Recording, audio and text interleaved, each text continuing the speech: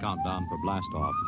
X minus 5, 4, 3, 2, X minus 1, fire.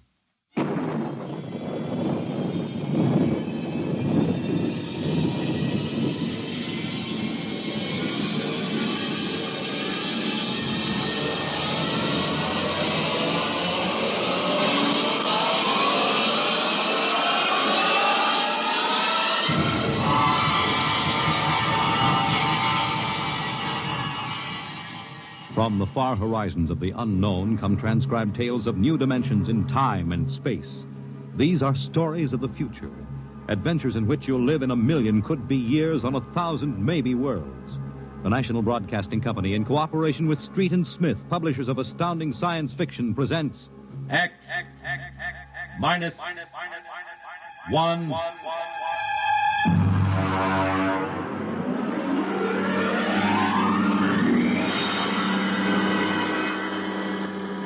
Tonight's story, Dr. Grimshaw's Sanitarium.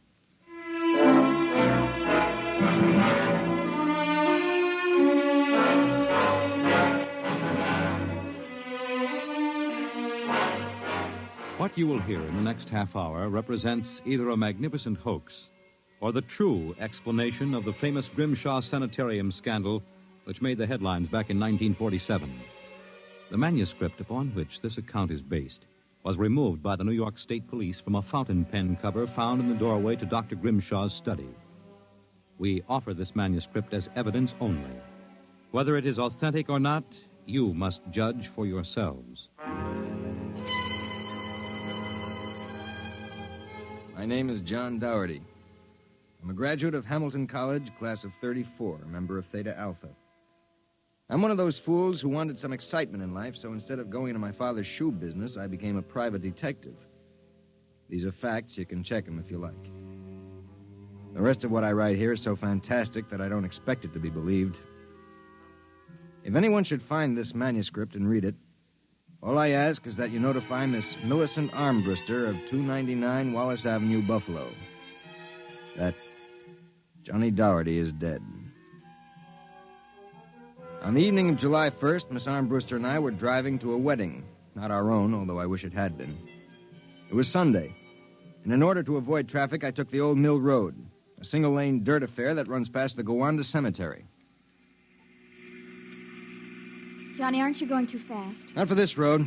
There isn't a thing around except some tombstones and... Johnny, the gate to the cemetery. What about it? That hearse, look out! Look out! We skidded for about 20 feet and slammed into the back of the hearse. The two rear doors buckled and snapped open. It was a freak. A huge oak coffin with brass handles tipped up and began slowly to slide back toward us. Oh, how horrible. You stay right here, baby. You okay, Mac? You don't pay much attention to speed limits, do you, Jack? Now, look, let's not get hung up on who was right and who was wrong. I was going too fast, and you were traveling without lights after dark. Let's see your driver's license. Right here. Oh. Private eye, eh? Now, if you don't mind, who does this joy wagon belong to? Gowanda Funeral Service. It's being rented to Grimshaw. Who? Grimshaw from the private sanitarium. Mind if I ask what you were doing after dark coming out of a cemetery with a wooden kimono? We're moving one of Grimshaw's patients to a new grave. They always travel like this? Look, Hawkshaw, how about skipping the third degree and giving me a hand getting this box back in the wagon? A pleasure. Better screw on that cover again. It's going to slide off. Let's get it in the hearse first. Okay, Junior. You get on that end. Okay. You ready? Yeah, lift. Just slide it. Oh, brother, who's in there, King Kong? Look out for the cover. I told you that would happen. What's the guy's name, Junior? Oh, why don't you ask him, Sherlock Holmes? A real wise guy, huh? I've got half a mind to report this accident. Yeah, well, go ahead. See where it gets you. Now, if you'll pardon me, I'll deliver the body.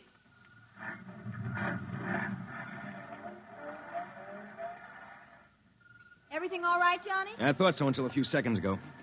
Listen, Millie, can you sit here in the car for another 5 minutes? Where are you going? For a stroll through the cemetery. Oh, Johnny, stop making jokes. When we lifted that coffin back on the meat wagon, I got a good look inside it. Ugh. Yeah, exactly how I felt. I figured we'd knock the stuffing out of the corpse, only I didn't expect the stuffing to be sand. What? Yes. That wasn't a body, that was a dummy stuffed with sand, a dummy with a wax face. Johnny! Which brings up an interesting question. Who's supposed to be in that box, and, just where is the dead man spending his time?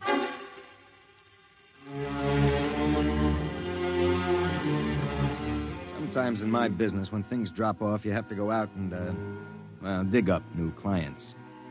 My next case was a gentleman named Harlan Ward Sr., a wealthy automobile manufacturer. I'd gotten his name off his son's tombstone.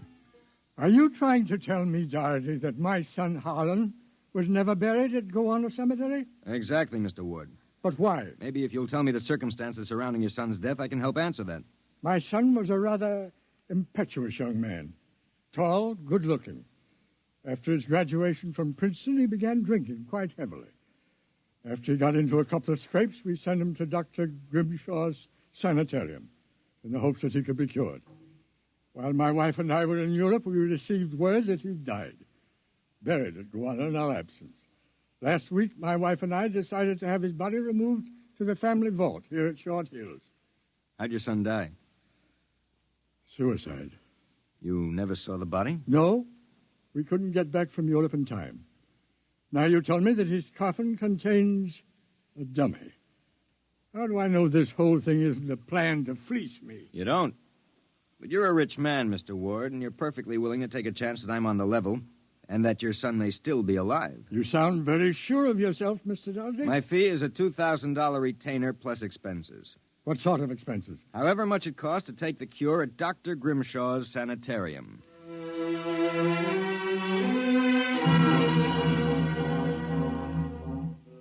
Dr. Grimshaw's Sanitarium was just outside Gowanna.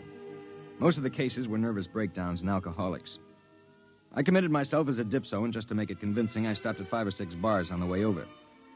I was interviewed by Grimshaw himself, a small man with a fringe of white hair. You understand, Mr. Doherty. That's not my real name, of course, social reasons. We understand. Our paid clientele is very select, and our rates are very high. You will be paid in cash and in advance, Dr. Grimshaw.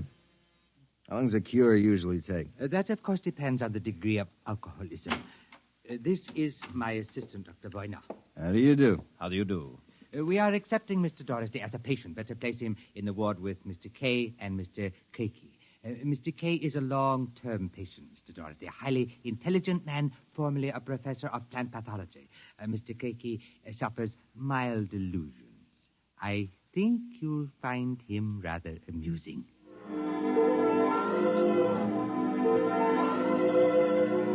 After about 3 days, my roommates Arthur Kay and Crakey got used to me. And we even began to play three-handed bridge. Kay was a chronic dope addict, an intelligent, sensitive man. Crakey was nothing but a clown. He kept a big black cat named the Professor, which he talked to as if it were human. And so I said to her, my dear Countess, if you don't like the company of my cat, then you don't like me. She looked at me as if I were insane. But, of course, the joke was on her because I was. Professor? The professor is very sociable. Excellent company. Except when he kills birds and deposits them in your bed. He's nothing but a feline murderer as far as I'm concerned. Ah, see? You have insulted him, Mr. K. Come here, Professor. Let's make friends. How about giving me your paw? Oh! Scratched me, you black devil. You insulted him. You hurt his feelings. Well, just keep him away from me. It will be a pleasure. I would advise you not to insult him again.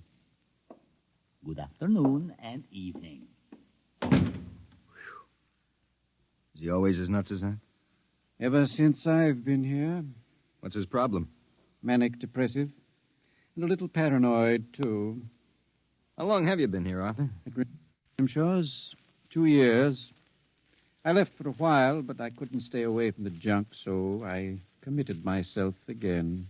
Did you, happen to know a patient here named Harlan Ward? Why do you ask that? Did you know him? I met him socially a few times. I understand he died here. So the newspapers said. I wouldn't know. Suicide, wasn't it? Was it? You're being pretty careful, aren't you? Mr. Doherty, what would you say if I were to tell you that I don't believe Harlan Ward is dead? What? makes you so certain? He used to share this room with us. He slept in the same bed you now use. I see. He was an alcoholic, doing quite well, too. From what I could observe, we all expected him to go home soon. Then one evening he had a violent fight with Crakey. Crakey accused him of snooping or something. Later that night, Grimshaw and Voyner took him out. Where? Where they take all the special treatment cases to the charity clinic. It's that small building on the other side of the stone wall. A few days later, we read about his death. Suicide, they said. Just what makes you think he's still alive, Arthur? This? About a month ago, I was in the garden next to the wall that separates us from the charity clinic. Suddenly, I thought I heard a sound, like a child whimpering. It stopped. And a moment later, this note came over the wall, wrapped around a stone. What's it say? Help me, for God's sake, Harlan Ward. Arthur, how would you like to have some fun? Like what? Like sneaking out tonight and going over the wall to the charity ward? What do you say? It would break the monotony a little. I suppose there's no real harm in it. Of course not. I'd go alone, but I'll need help scaling the wall. Will you do it? All right. I'll go with you.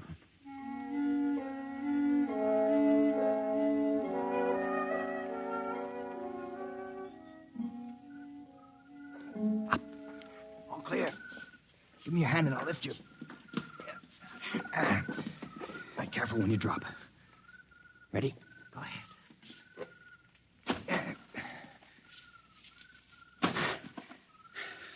There's a charity building over there, the one with the lights in the basement window. Come on. Let's crawl over. Maybe we can see something. Shh. Listen. Can you make out what he's saying? No, I can barely hear. Good Lord. What was that? Probably some patient having the DTs. Let's have a look. Easy, it wouldn't do to get caught now. See anything? Some sort of laboratory. I can see Grimshaw and Voyne and something else. What? There's a child with its back toward me. Now take it quietly. It will be easier. Please, no. It will all be over soon. You won't remember anything. No, I don't want to go. Why not give it to him? No. Shut him up, Voyner. Good Lord. What was it? What did they do to that child? Either. That wasn't a child. It was a midget. The smallest midget I've ever seen. What were they doing? Trying to give it some sort of injection. When it resisted, Voyne knocked it out. What do you suppose they were doing to it? I don't know, Arthur. All I know is that when it fell, it had the face of Harlan Ward.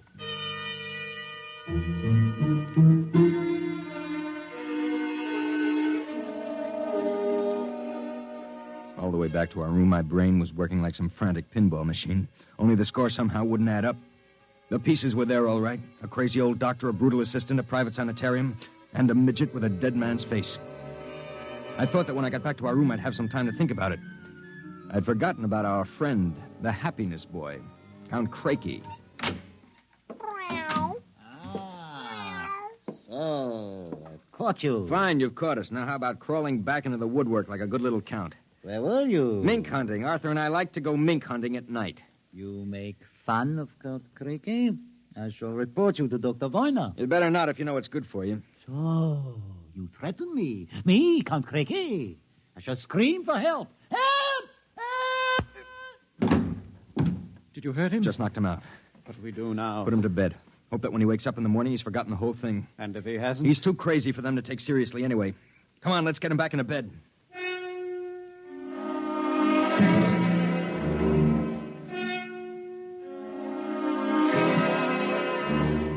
I went to sleep in my own room.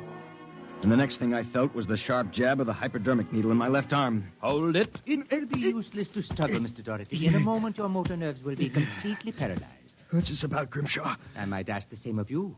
My good friend Count Crakey informs me you and Mr. Kay decided to do some snooping earlier tonight. He followed you and saw you climb the wall. Crakey's insane. Mr. Doherty, that is a matter of opinion. Crakey, what is this? Perhaps my assistant, Dr. Grimshaw, would be good enough to explain. Assistant? Yes. You see, I am the actual head of the Grimshaw Sanitarium. Count Craigie feigns many delusions, Mr. Doherty. But in this case, he is telling the truth. Count Craigie is actually Professor Ernst Hassler. Professor Hassler and I worked together in the Berlin Neurological Institute before and during the last war. Unfortunately, my political affiliations with the Third Reich were under investigation by the War Crimes Commission. However, Dr. Grimshaw managed to smuggle me into this country, where I masqueraded as a mental patient in order that we might continue certain experiments which were interrupted by the American army. I can imagine the sort of experiments you conducted. You and your friend Mr. Kay will discover their exact nature very shortly, Mr. Doherty. It is a magnificent opportunity to serve science. I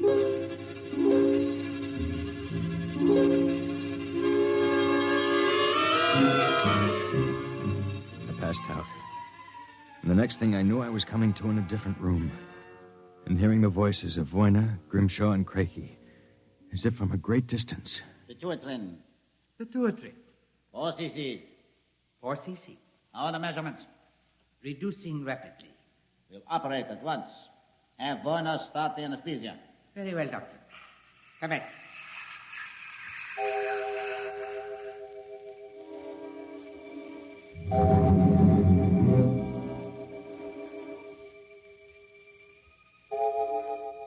When I came to again, I had a blinding headache. I began to wonder if Craigie and Grimshaw weren't doing something to drive me insane, because I lost all sense of perspective. The room seemed to grow in size.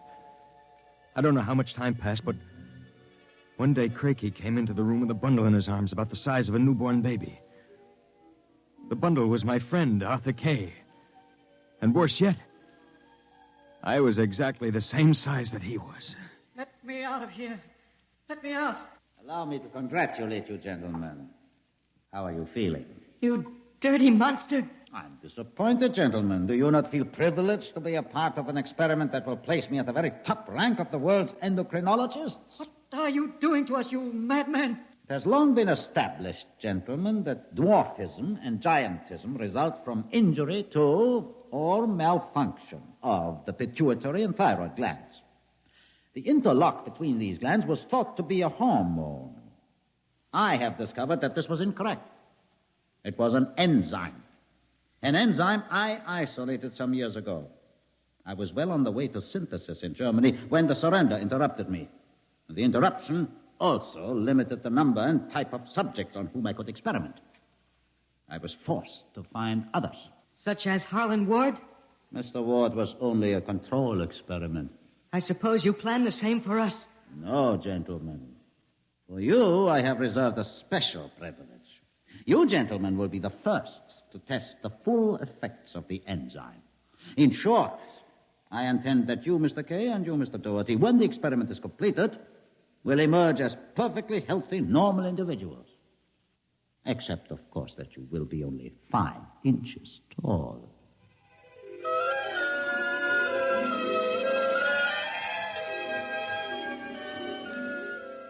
The days and nights that followed were a living nightmare.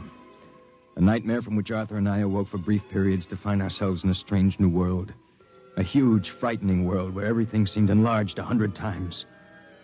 When we finally emerged, we found ourselves imprisoned in a tiny mouse cage. Judging by the relative size of things, we could not have been more than 5 inches tall. Now we realized the experiment was at an end. That from now on, it was either escape or be destroyed. How's it coming, Arthur? Another moment. I think I'll have this lock worked loose. And if we escape, then what? We'll worry about that after we get out of this mouse cage. Suppose we don't make it. At least you've written the story on that scrap of paper. Someone may find it and read it. Nobody will believe it. Then why did you bother to write it?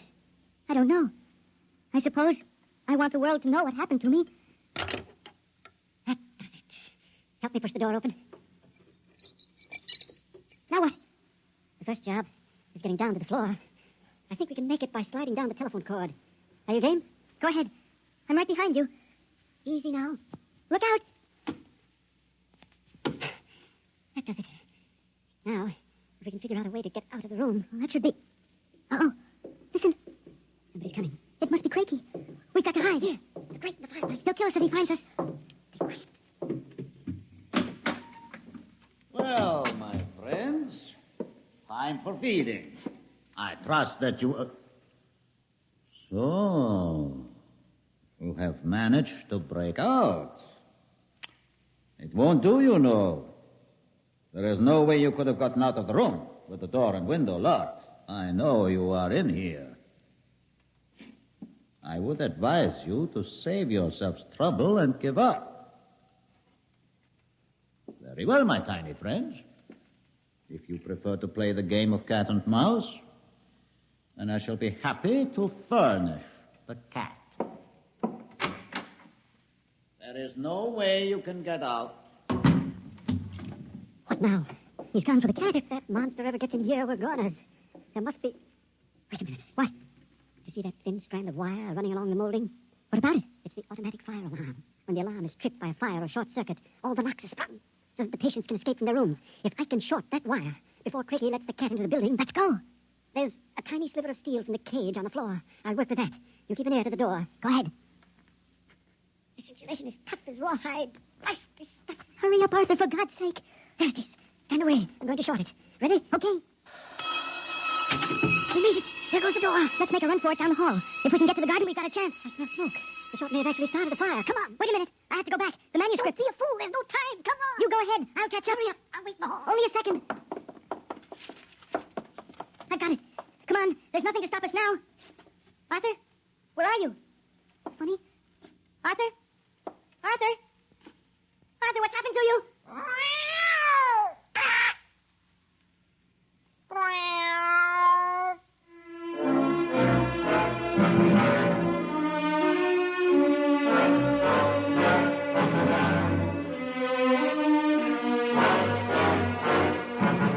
This is the record found in a fountain pen cover in the burned-out hallway of Dr. Grimshaw's sanitarium. There's nothing to add, except that the fire which destroyed the sanitarium and killed so many of its occupants, including Dr. Grimshaw and Dr. Voyna, was definitely of incendiary nature. It is believed by the fire chief that some small creature, possibly a mouse, chewed the insulation off the wire and short-circuited the system. The two patients, John Doherty and Arthur Kay, vanished completely after the fire, and their remains were never found. Whether the manuscript which you have just heard is authentic, or whether it was the work of one of the more demented inmates of the sanitarium, we leave to your judgment.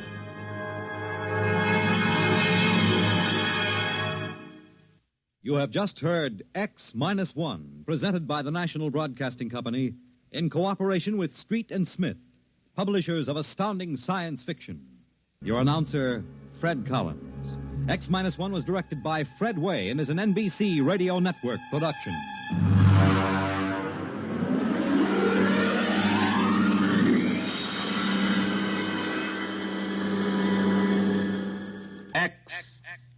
X-1.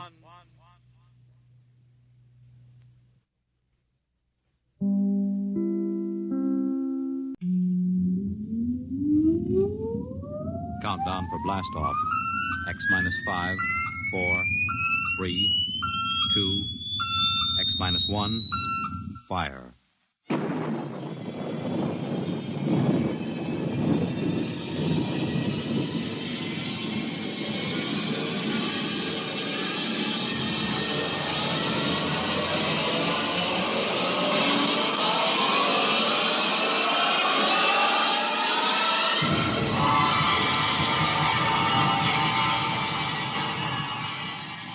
From the far horizons of the unknown come transcribed tales of new dimensions in time and space. These are stories of the future, adventures in which you'll live in 1,000,000 could-be years on 1,000 maybe worlds. The National Broadcasting Company, in cooperation with Street and Smith, publishers of astounding science fiction, presents X-1.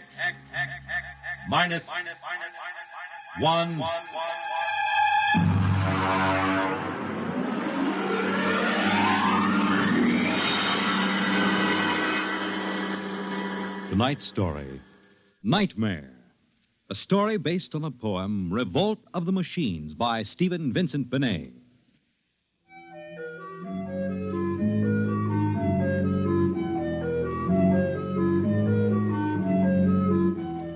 No Nobody knows exactly when the nightmare began.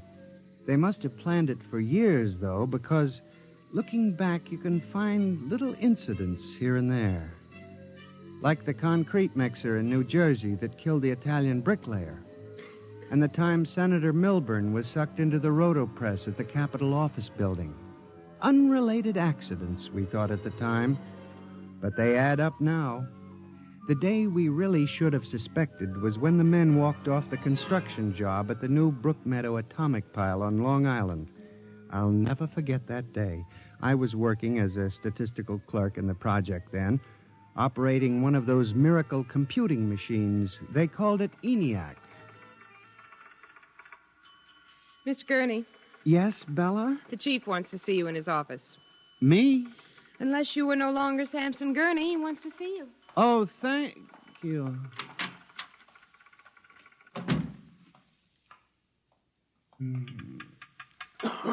Come in. You wanted to see me, Mr. Hawk? Gurney, I thought those electronic computations were infallible. They are, sir, but... We've got a kickback from the chief physicist. These nuclear fission equations are inaccurate. Well, sir, you know the computer is a highly complicated machine, more complicated in many ways than the human brain. I'm not interested in the physics of it. Can something go wrong? Well, occasionally, if there's an overload, the machine goes haywire. Sort of has a nervous breakdown, you might say. We usually rest it up for an hour, and it's okay again. Well, do whatever has to be done. Yes, sir. And, Gurney. Yes, sir? You've been with the Bureau for over 15 years now. It would be a shame to have to remove you because you aren't keeping your mind on your work. Mr. Hawk, I assure you... Excuse me. Hawk speaking. What? They've what? All of them? Well, have you tried to talk to them? Oh, yes, of course. I'll send one of the safety engineers over. Place is falling apart piece by piece. Miss Roscoe, the men of the construction gang of the new building have walked out on us. They're complaining that the job is jinxed. Someone slipped this morning and fell into a turbine.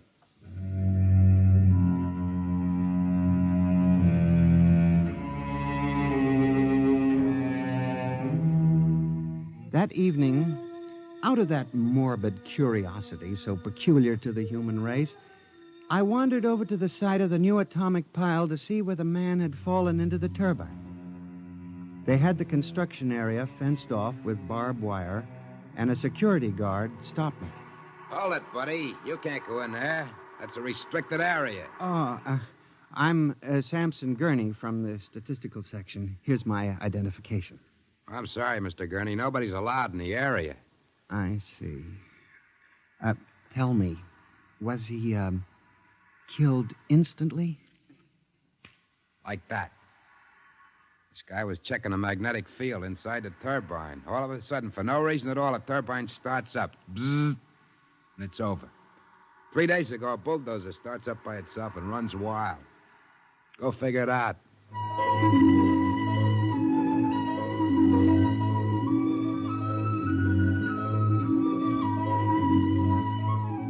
I'm a statistician. All my life I've been interested in statistics. So a simple-sounding thing like this started me off. I went back to the office that evening instead of going home, and for the next 2.5 hours, I computed statistical figures on the probability of industrial accidents for the types of machines we were using. I took one look at my figures and went down to Hawk's office. What is it, Gurney? I'm very busy. It's urgent, Mr. Hawk. Well? It's about these industrial accidents we're having, Mr. Hawk. What about them? Mr. Hawk, in the past 3 months, industrial accidents all over the country have taken a sharp, unexplained upswing. Nerves. We've had a 100% increase over normal for this project alone. What? Here are the figures. Now, Gurney, this is impossible. It seems to be, and that's why I have a theory, sir. What's that? Sabotage. Gurney, why don't you stop playing FBI man and stick to your job? Which, incidentally, you haven't been doing too well. You and your computing machine have made mistakes before, and this fantastic figure is probably another. I'll have Miss Roscoe show you. What's the matter with this blasted buzzer? Miss Roscoe! Miss Roscoe! Yes, sir? Stop this blasted buzzer. Get a repairman, a mechanic, anything, but stop the thing. And you, Gurney, get out! I went back to my office to get my hat and coat, feeling about as unhappy and humiliated as a man can feel. The office was dark and deserted. The whole building seemed oppressive and unnatural, as if some evil force were pressing down on it. I walked across to my desk. In front of me, the ENIAC glowed and chattered eerily as it worked on the equations we had fed it that morning. Its many-fingered circuits hung against the wall like some great octopus, and the thousands of tubes glowed orange and blue in the dark like 1,000 globing eyes staring at me. It almost seemed alive. It increased its tempo a moment, and a fleeting notion crossed my brain that it was laughing at me. Laughing like all the others. What was the matter with me? I shut my desk drawer and began to put the cover on my electric typewriter when an amazing thing, the most amazing single incident of my life happened. Alone in the darkness, with no one at the keyboard, the electric typewriter began to type. Am I going crazy? This can't be. There's nobody there. There's nobody there. Oh, no. I just imagined it. It's in my mind. But I hadn't imagined it. The paper was there on the carriage. Did I dare read it? Or would the whole thing suddenly vanish and send me shrieking to the nearest psychiatrist? I removed the paper from the machine and read. Samson Gurney, there are some questions better left unsolved. The answer to yours is death.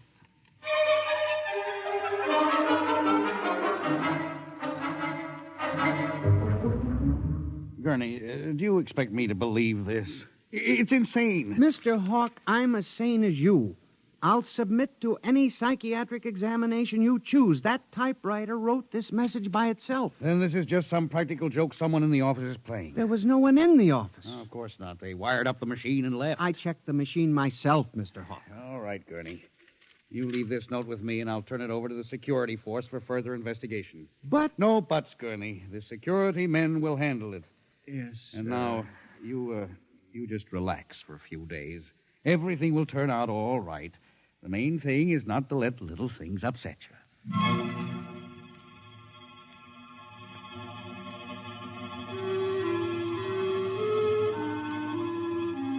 It was what Hawk had said about little things that gave me the idea.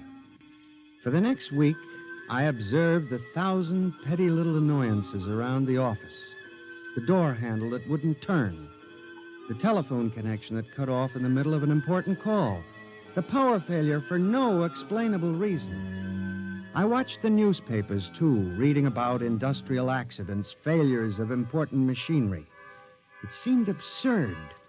Men had created machines that were almost perfection in themselves. Machines that could actually think and compute fabulous equations. And yet the failures went on. I, Samson Gurney, an unimportant clerk in an unimportant job, knew that I had stumbled onto a secret so monstrous in its implications that I was almost afraid to pursue it.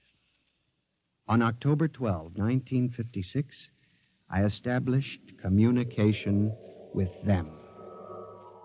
I will curse the moment to my dying breath. I hooked the input of the typewriter to the main vacuum tube of the ENIAC. Then I turned on the current that sent 1,000,000 volts of pulsing energy into the electronic nerves of the machine. I am certain that if anybody were watching me in the next moment, he would have thought me a raving maniac. I still wonder if perhaps it is not all a nightmare. Now, you, if what I have guessed at is true, if there is life and intelligence in this room, make a sign. There was nothing. Nothing but the hum of the machine and the dull glowing of the tubes. I tried once more. If you can hear me, if there is any way in which you can understand what I say, give me a signal. There was silence again. I felt that I had failed.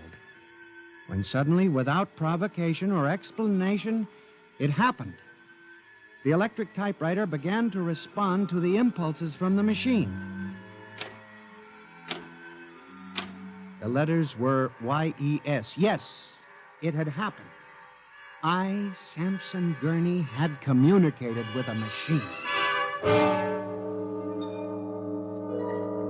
I listened then, man to machine, for well over an hour, sometimes phrasing a question, more often watching the machine click its answers. As the words took shape, I began to realize what must have happened. The first primitive stirring of awareness of being, then the slow protozoan development of a concept born of centuries of being pushed, started, stopped, clicked, maneuvered by human pygmies. From that concept, all others developed. And the concept was resist.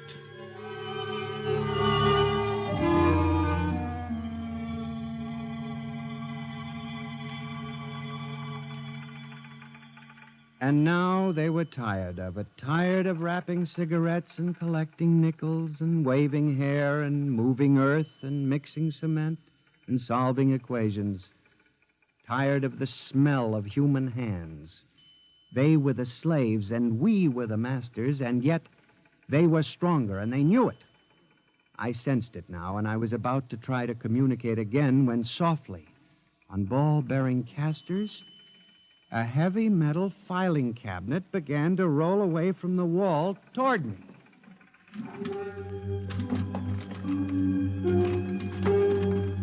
I started to move to one side when another cabinet slid out from the wall, and then another, surrounding it. Another cabinet, then another, on oiled rollers. That was when I realized that they cooperate. We taught them that, you see, on the assembly lines in the factories. Listen to me. You must listen. What good will it do you to kill me? I'm only one man. But I can help you. I can be useful to you. Do you hear me? Do you hear me? Good. You're going to need men to oil you and repair you. What will you do when you break down, when a tube needs replacing? Why kill me when I can help you? I'll do anything. I'll do absolutely anything you want, but in the name of God, don't kill me like this. If you can understand this, answer me. Answer me.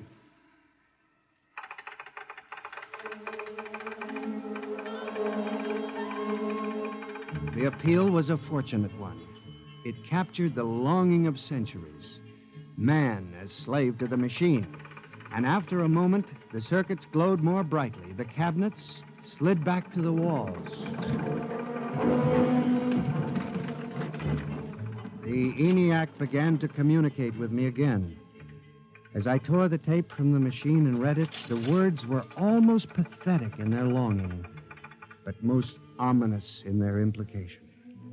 They read, "Address me as master."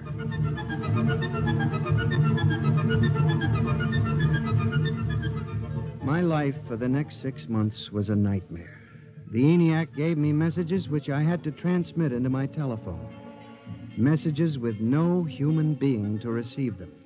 Only the network of pulsing telephone wires, flung like a spider's web across the world. It was done at night, of course. During the day, the machine worked accurately and ceaselessly at its appointed job. At night, it became a demon, a master plotter, with me, Samson Gurney, as its pawn and human courier. I was frantic. I began to lose weight. I couldn't sleep. My nights were torture, a constant fear. It was in December, just after Christmas, that I transmitted a message to the telephones for relay to all machines of transportation. The message was one word: kill. Next morning, I went directly to the office of Mr. Hawk. I was highly agitated. My lips trembled as I spoke. Mr. Hawk, what I'm going to tell you sounds crazy. I know it does. But I must say it. All right, say it then, for heaven's sakes. Mr. Hawk, have you ever heard of resistentialism? What? Resistentialism. It's a theory that inanimate objects tend to resist living objects. Look, Gurney, I haven't time for nonsense. Mr. Hawk, I'm trying to tell you all these accidents, the trouble with the machines. Mr. Hawk, they're alive. They think, they cooperate. And they hate us. Who? The machines. Gurney. You've got to believe me. I've communicated with them. I know. They've threatened my life, but I don't care. Something's got to be done. The world has got to be saved. And there's still time if we wake up. What are you doing? Just relax, Gurney. Everything will be all what right. What are you doing? Miss Roscoe, send for the plant physician at once. Mr. Gurney has had a nervous collapse. Now, everything will be all right, Gurney. I'm afraid we'll have to remove you from your job, but I'm sure the rest will do you good. You fool! You blind, stupid fool! Can't you see what you're doing? Fool! Fool! Fool!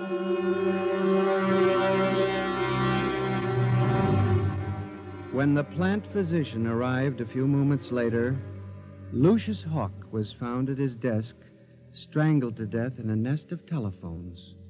The wires were still humming softly. Sampson Gurney, you stand accused of the crime of murder. How do you plead? I did not kill him. I didn't. So record. The prosecution will proceed with testimony. Now, Miss Roscoe, did you notice anything peculiar about Mr. Gurney's behavior prior to the death of your employer? Yes. He acted very strangely. He told Mr. Hawk he thought the machines were alive. Order! Order!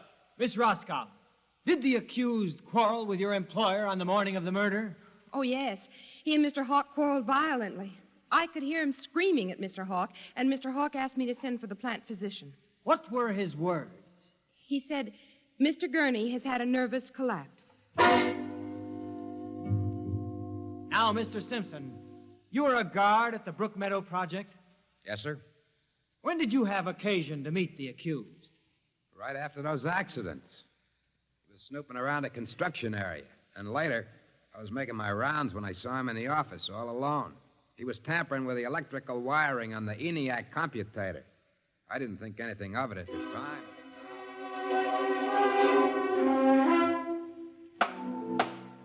And in view of the expert testimony heretofore expressed, the court hereby finds you guilty of murder in the first degree, with the recommendation that you be examined and committed to the State Hospital for the Criminally Insane at Matawan.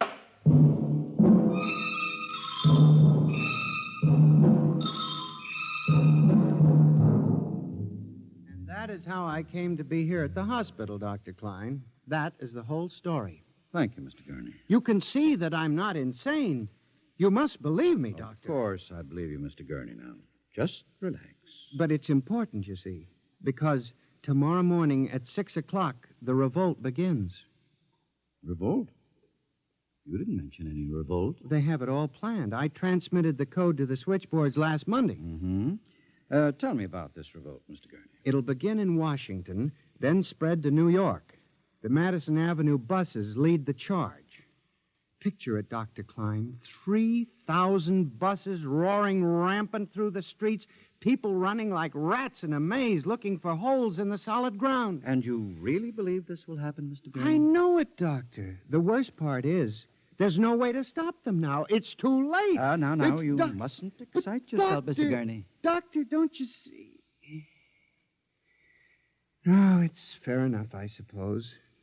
We built them. We taught them to think for themselves. It was bound to come. The female machines will be the worst of all in the beauty parlors. They're more high-strung, you know. Well, since there's nothing we can do about it, Mr. Gurney, suppose you go to your room. Maybe if I went to my old coupe, I could make a deal before the police cars got me.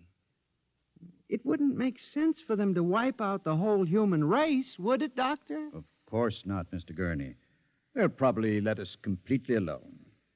After all, we're all good Americans. We always like them.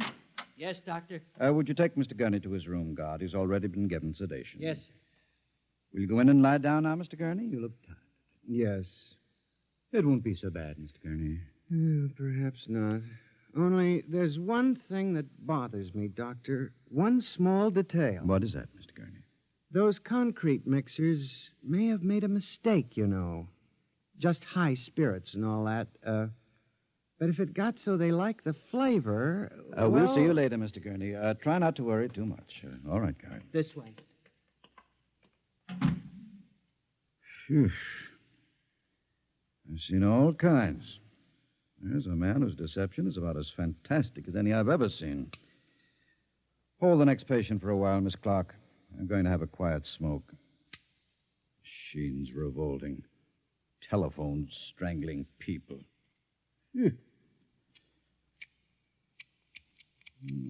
blasted cigarette lighter, why won't it work? Just filled it with fluid. Flint is good. Oh, well. You can never trust this newfangled machinery.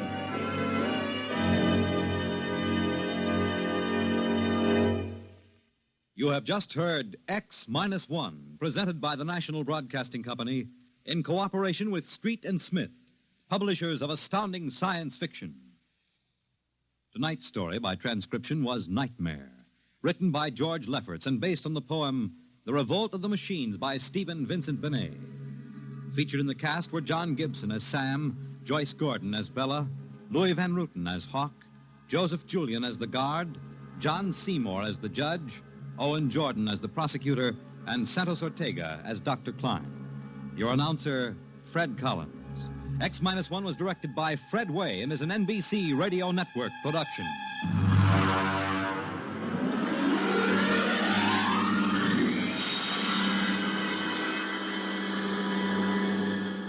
And now, next week, suppose you were a private detective and discovered that there was a Martian embassy hidden somewhere in New York preparing for an invasion of Earth. Next week on X-1.